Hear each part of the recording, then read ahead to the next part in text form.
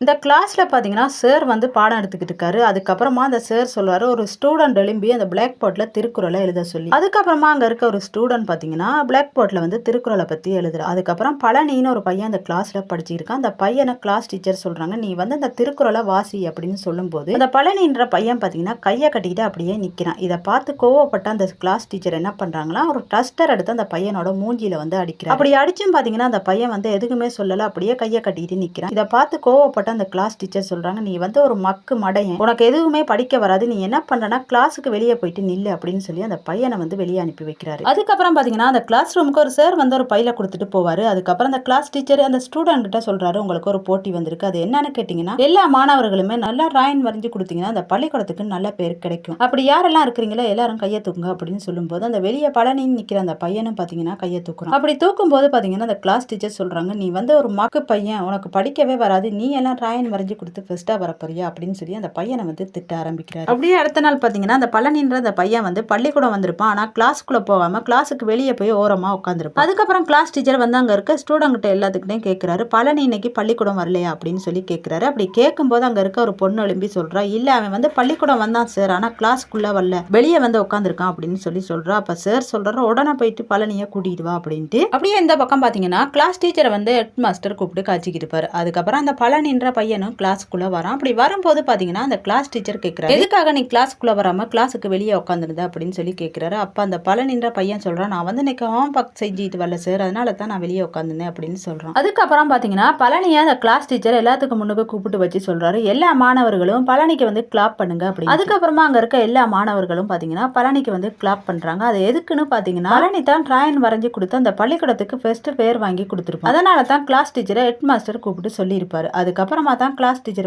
Teacher எல்லா மாணவர்கள்கிட்டையும் சொல்றாரு, "நம்மளோட பழனி தான் நம்மளோட பள்ளிக்கூடத்துக்கு பெஸ்ட் பேர் வாங்கி கொடுத்திருக்கான், நல்லா டிராயிங் வரைஞ்சு கொடுத்திருக்கான், நீங்க எல்லாருமே பழனிக்கு கிளாப் பண்ணணும்" அப்படின்னு சொல்லி சொல்றாரு. அதுக்கப்புறமா பழனியை பார்த்து அந்த கிளாஸ் டீச்சர் கேட்கிறாரு, "நான் வந்து உனக்கு பேரே கொடுக்கலையே, நீ என்னன்னு பேர் கொடுத்த" அப்படின்னு சொல்லும்போது அப்ப அந்த இடத்துக்கு பாத்தீங்கன்னா ஒரு பொண்ணு எழும்பி சொல்றா, "நான் தான் சார் பழனிக்கு பேர் கொடுத்தேன். அவனோட புக்ல வந்து நல்லா டிராயிங் வரைஞ்சிருந்தான், அதனால இவன் பெஸ்டா வருவான்னு சொல்லி எனக்கு தெரியும், அதனால தான் நான் அவனோட பேரை கொடுத்தேன்" அப்படின்னு சொல்லி அந்த பொண்ணு சொல்றா. அதுக்கப்புறம் பாத்தீங்கன்னா அந்த பொண்ணுக்கு எல்லா மாணவர்களுமே கிளாப் பண்றாங்க. இந்த வீடியோ பிடிச்சிருந்தா லைக் பண்ணி கமெண்ட் பண்ணுங்க.